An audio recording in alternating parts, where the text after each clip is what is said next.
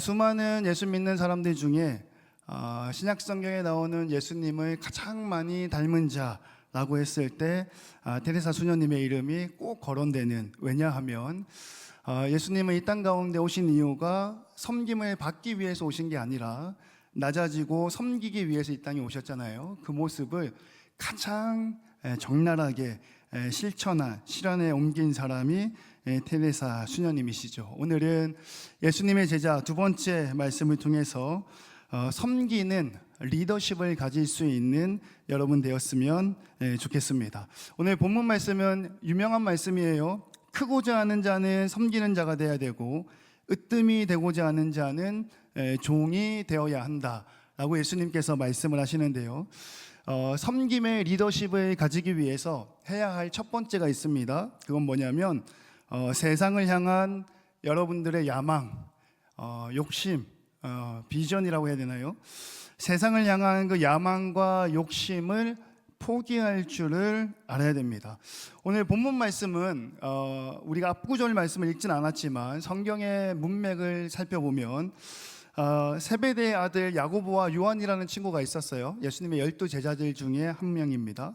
그 야고보와 요한이 예수님께 은근슬쩍 다가와서 뭔가 요구한 게 있어요. 그러니까 예수님께 다가와서 뭐라고 기뜸을 하게 되냐면, 예수님, 당신의 나라가 임할 때, 하나님의 영광이 임할 때, 표현은 거창하지만 좀 쉽게 얘기하면 지금 로마의 압제를 당하고 있잖아요. 마치 우리나라가 일제 식민 치하에 있었던 것처럼 이스라엘은, 유대 민족들은 로마의 식민지 치하에 있는데 주님의 나라가 임할 때, 그러니까 예수님께서 예루살렘의 입장에서 로마를 무찌르고 우리 이스라엘 유대가 독립될 때, 그때 주님의 나라가 오실 때 나는 좌쪽에, 왼쪽에, 이 친구는 오른쪽에 좌청룡 우백호로 삼아주시면 너무 좋겠습니다 라고 이렇게 이야기하는 본문이 오늘 말씀 바로 앞에 나와요.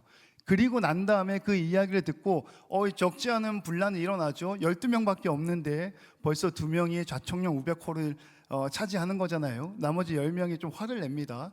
좀 다툼이 있어요. 그때 예수님께서 하셨던 말씀이 오늘 본문 말씀인데, 크고자 하는 자는 섬기는 자가 되고 으뜸이 되고자 하는 자는 종이 되어야 한다라는 말씀을 주셨어요. 자, 우리가 리더라고 이야기하잖아요. 리더십이라고 이야기할 때는 높이 있는 사람을 많이 생각을 하게 돼요. 야고보와 요한도 그렇게 생각을 한 것 같아요. 리더의 자리는 높은 곳에 앉아 있는 자리. 그러니까 자신들의 리더가 예수님이잖아요. 자신들보다 높은 위치에 있다고 생각을 한 거죠. 그리고 그 예수님이 나라의 왕이 되면, 로마를 뒤집어 엎고 나라의 왕이 되면 예수님과 덩달아 나도 높은 자리에 올라가고 싶다, 이 얘기예요. 그래서 하나는 좌편에 좌청룡, 하나는 우편에 우백호, 이렇게 자리를 마련해 달라고 예수님께 청탁 아닌 청탁을 하게 되죠. 근데 예수님께서는 명확하게 얘기하셨어요. 그 리더십, 높은 자리는 높은 자리에서 나오는 게 아니라 섬김의 리더십에서 나온다라는 거예요. 높아지려 하면 실패한다라는 거죠. 유명해지려고 하면 실패한다라는 거예요. 인정받으려고 하면 실패한다라고 예수님이 말씀을 해주셨어요. 사실 우리네 신앙생활하고 좀 밀접합니다. 목사님도 그래요. 목사님 수요 예배 시간에 한번 언급은 했지만 뭔가를 인정받고자 하는 욕구가 사람마다 굉장히 강합니다. 그죠? 내가 반주를 하면 잘하고 수고했어, 노래를 하면 잘하고 수고했어, 주일날 오늘 사무총회가 있음에도 불구하고 와서 예배를 드리면 잘하고 수고했어 라고 누군가에게 인정을 받고자 하는 욕구가 있어요. 근데 예수님 뭐라 그러냐면 그 인정받고자 하는 욕구가 우리를 실패의 길로 이끈다라고 얘기해요. 인정받으면 높아지는 것 같잖아요. 열심히 했구나, 잘했구나, 예배를 한 번도 빠지지 않았네 라든지 보이지 않는 곳에서 수고하고 애쓰는구나 라고 인정을 받으면 높아진다라는 얘기예요. 그리고 높아지게 되면 어떻게 되느냐? 낮아진다라는 거예요. 높아지려고 하면 실패하게 된다라는 거예요. 여러분, 구약 성경의 바벨탑 사건 아시나요? 그 사람들은 하나님처럼 높아지려고 탑을 쌓아서 하늘 꼭대기까지 올라갔잖아요. 근데 그 결과가 뭐죠? 흩어짐을 당하고 흩어져 버렸어요. 여러분, 사울이라는 왕, 사도 바울 말고요, 사울이라는 왕 아시죠? 이스라엘의 첫 번째 왕. 그 두 번째 왕이 다윗이었잖아요. 근데 여러분 그거 아시나요? 다윗은 사울 왕에게 별로 잘못한 게 없어요. 잘못한 게 없잖아요. 골리앗과 싸워서 이겨줬잖아요, 그렇죠? 그리고 성경 말씀에 보면 하나님이 부리시는 악신 때문에 사울 왕이 머리가 아파서 궁에서 괴로워할 때 다윗이 왕궁에 가서 비파와 수금을 타고 노래 부르니까 싹 깨끗이 나았다, 이렇게 돼 있어요. 그러니까 다윗은 사울 왕에게 잘못한 게 없습니다. 근데 사울 왕이 시기 질투하고 이렇게 막 죽이려고 찾아가잖아요. 왜 그러냐면 사울 왕보다 다윗이라는 이름이 더 높아지는 것처럼 느껴진 거예요. 내가 더 높아져야 되는데 저 목동 다윗의 이름이 자꾸 높아지는 것처럼 들리는 거예요. 그리고 오늘날 길거리를 갔는데 백성들이 뭐라고 노래를 부르죠? 사울이 죽인 자는 천천히요, 다윗이 죽인 자는 만만히로다. 자기보다 더 많이 업적을 세웠다는 거잖아요.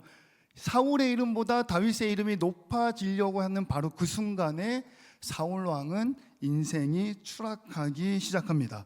여러분, 신약 성경의 마술사 시몬 혹시 아시나요? 사도 바울이 전도 여행을 통해 가지고 성령의 은사와 역사를 일으키니까 그거를 보고 있던 마술사 시몬이 자기가 할 수 없는 거거든요.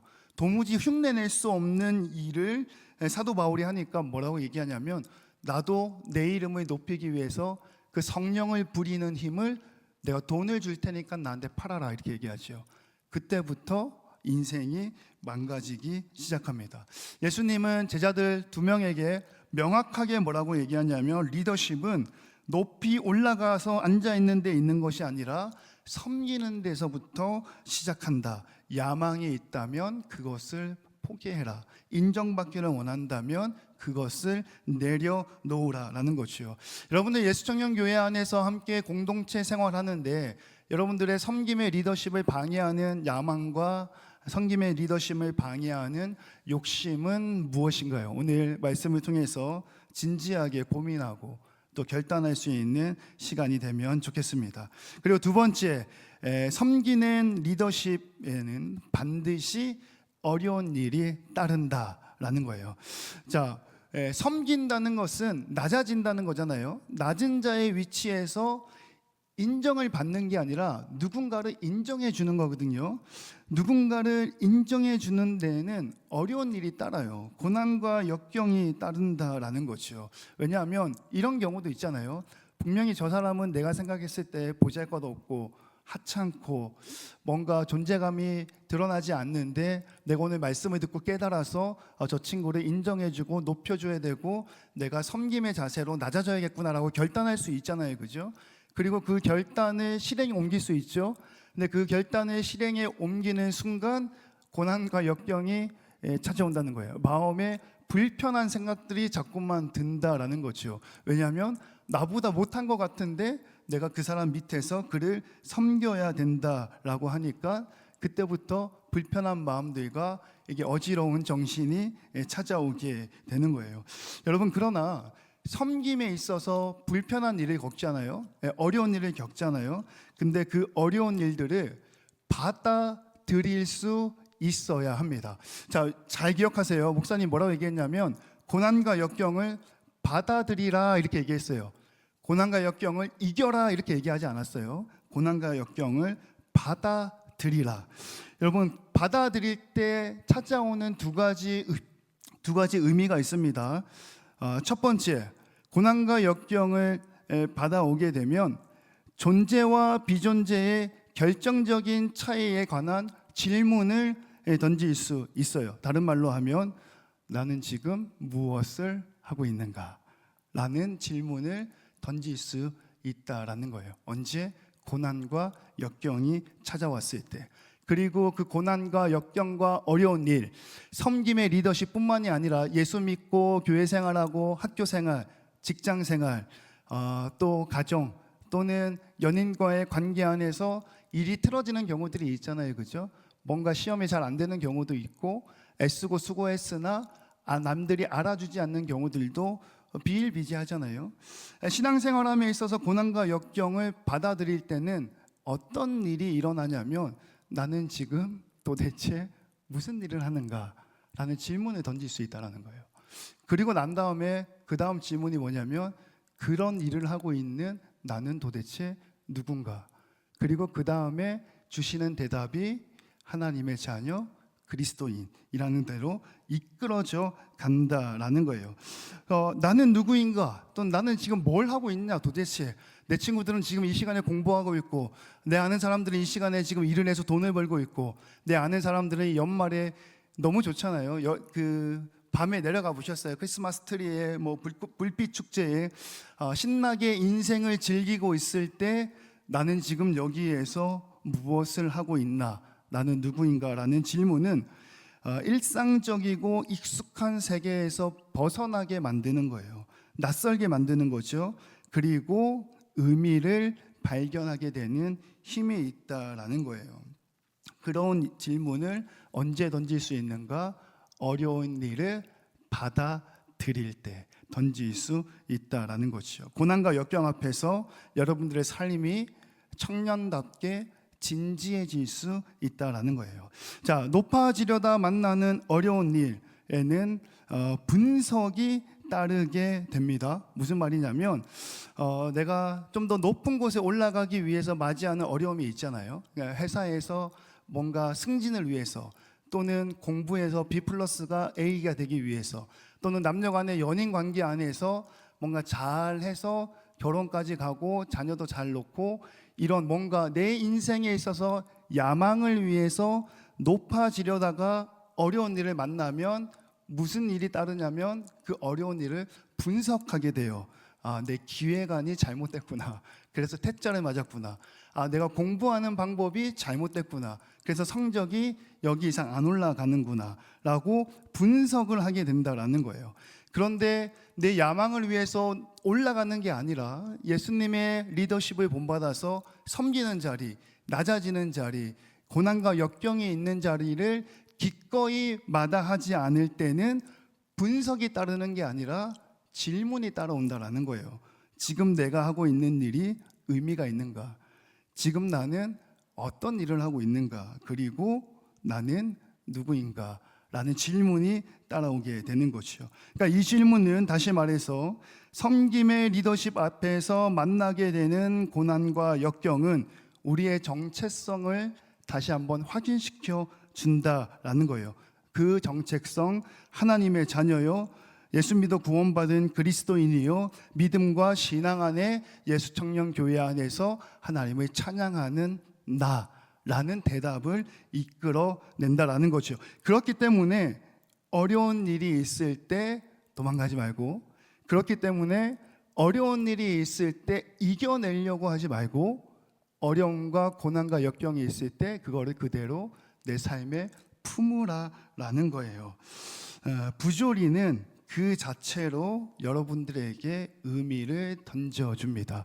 예수청년교회 안에서 이런 고민과 또 이런 질문과 또 그에 합당한 기도의 열매를 통해서 의미를 발견할 수 있었으면 좋겠습니다. 그리고 두 번째는요, 어려운 일을 받아들이라. 어려운 일을 받아들이고 나면요, 그 다음에는 반드시 성장하게 되어져 있습니다. 성장과 성숙을 말하기 이전에 여러분, 고난과 역경에 대해서 얘기하고 있는데요, 이 고난과 역경, 어려움은 여러분들의 인생에서 피해갈 수 없는 필연적인 거예요. 우리가 죽음을 피해갈 수 없잖아요. 죽음을 피해갈 수 없듯이 고난과 역경과 어려움도 역시 그렇다라는 거예요. 필연적인 고난은요, 우리를 성숙하게 만드는 원동력이 되고, 하나님은 그 고난을 통해서 일하신다라는 거예요.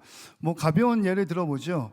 우리 주한이가 지금 해병대 말년 병장으로 있잖아요. 많이 컸죠.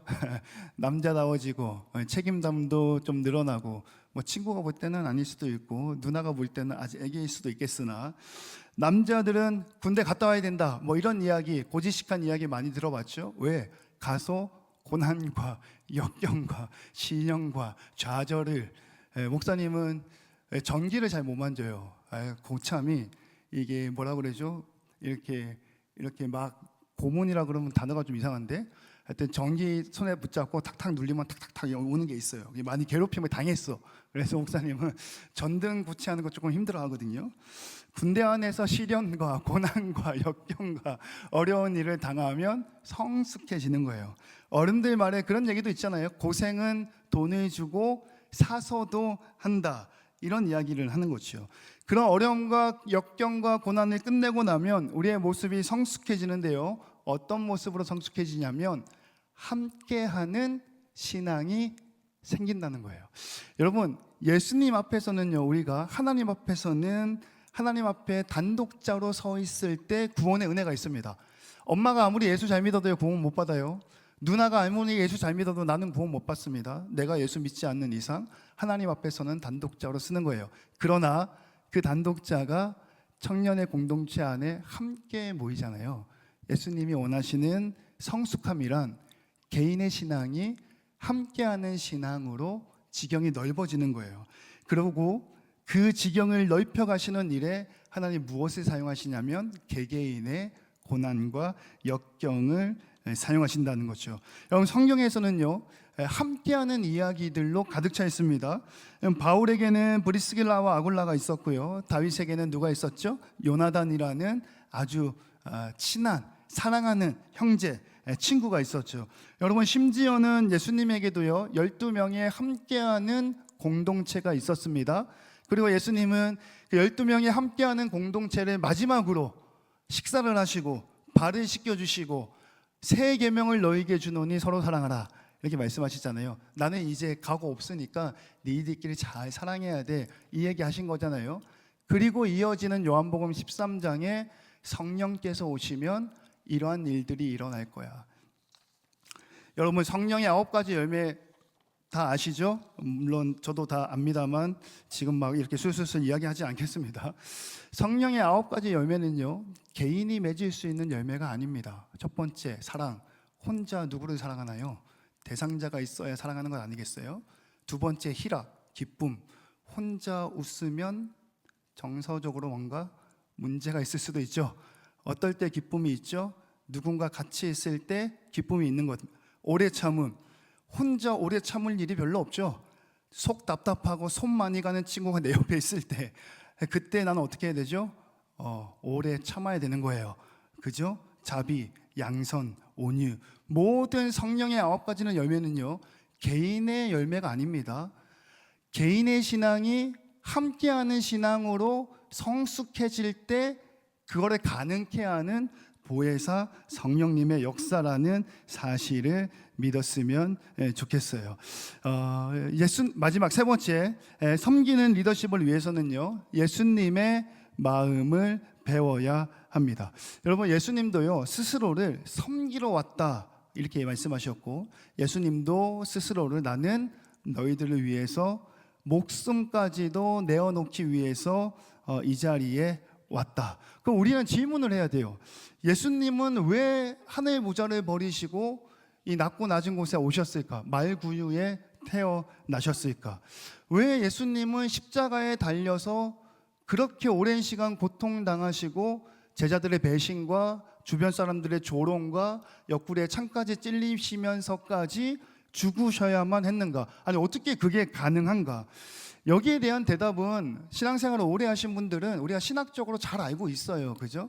죄 많은 인간을 구원하려면 죄 없는 사람이 대신 죽어야 하는데, 사람은 다 죄인인데 대신 죽을 사람이 없으니까 죄 없는 하나님이 인간의 몸으로 와서 대신 죽으셨다라는 내용을 우리가 신학적으로 너무 잘 알고 있어요. 그죠? 그러면 한번 질문을 해보죠.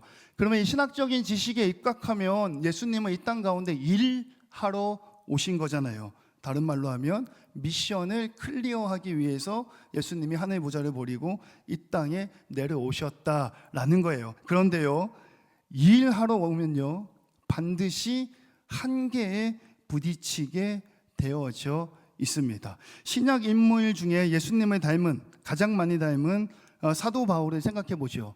사도 바울은 전 세계를 돌아다니면서 섬기는 자의 자리에서 복음을 전하는 일을 했어요. 만약에 바울이 일하기 위해서 전도 여행을 다니고 오늘은 터키 이지어 미션 클리어, 오늘은 이탈리아 미션 클리어, 미션 클리어, 클리어 하는 과정 가운데 있다면 아마 한계에 부딪힐 겁니다. 그리고 목사님은 성경을 읽으면서 그 한계의 임계점을 어디서 찾냐면 루스드라라는 지역에서 전도했던 사건을 목사님은 꼭 이야기합니다. 루스드라 지역에서 전도하러 들어갔는데요, 그 지역 사람들이 사도 바울, 키가 작고 못생겼고 말만 잘하는 친구, 돌멩이로 던져가지고 이상한 말 한다고, 이상한 이야기를 전한다고, 어떻게 사람이 하나님의 아들이냐, 그리고 그거 어떻게 쌍판 모르는 나를 위해서 죽을 수 있냐, 또 그 사람이 또 부활하셨다라고 얘기하니까 이상한 이야기 한다라고 루스드라 지역 사람들이 일제히 돌을 들어서 던져서 바울에게 해코지를 합니다. 근데 바울이 너무 많이 맞아가지고요, 기절을 해요. 돌에 너무 많이 맞아가지고 피도 흐르고.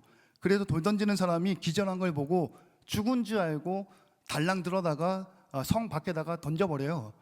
근데 중요한 건 뭔지 아세요? 바울이 거기서 죽었으면 또 모르겠는데 기절했단 말이에요. 다음날 아침에 깹니다. 기절했다가 다음날 아침에 일어나요. 그리고 피가 철철철 흐르는 그 몸으로, 뭐 모르긴 몰라도 한두 군데 뭐 골절 정도 당하지 않았겠어요, 그죠? 다리를 쩔뚝, 우리 깁스만 해도 다리 불편하잖아요. 갈비뼈도 나갔을 수도 있고, 무릎이 나갔을 수도 있고, 피는 범벅이 돼서 앞이 안 보일 수도 있는데 그 피 철철 흘리면서 쩔뚝쩔뚝 거리면서 그 다음날 아침에 어떻게 하는지 아세요? 다시 그 루스드라 성에 들어갑니다. 그리고 똑같이 복음을 외치죠. 그리고 그 모습을 본 루스드라 사람들이 감동과 감격을 받고 예수 믿고 구원받아요. 자, 사도 바울이 미션을 클리어하기 위해서, 일하기 위해서 그 자리에 갔었다면 바울의 임계점은 바로 루스드라가 아닌가 하는 생각을 해요. 그러나 사도 바울은 일하러 간 게 아닙니다. 자기의 목숨을 죽기까지 내어놓으신 하나님의 섬김의 마음을 닮아서 그 자리에 있는 거예요. 그리고 그렇기 때문에 다음날 새벽에 피투성이 다리가 부러지고 갈비뼈가 나가도 다시 그 성으로 들어갈 수 있다라는 거죠. 여러분, 섬김의 리더십은요, 일을 하나하나 해치우는 게 아니에요. 미션을 하나하나 클리어하는 게 아니고요. 섬김의 리더십 마지막 세 번째는 한 영혼의 천하보다 귀하게 여기시는 하나님 아버지, 예수님의 마음, 사랑과 긍휼하는 마음을 배우는 데 있다라는 사실을 여러분들이 꼭 기억하셨으면 좋겠습니다. 사랑과 긍휼, 어떻게 표현을 해야 되는가? 누가복음 10장에 우리가 잘 아는 말씀입니다. 선한 사마리아인 비유가 있죠. 강도 만난 사람, 제사장, 서기관, 모든 사람들이 그냥 지나쳐갔어요.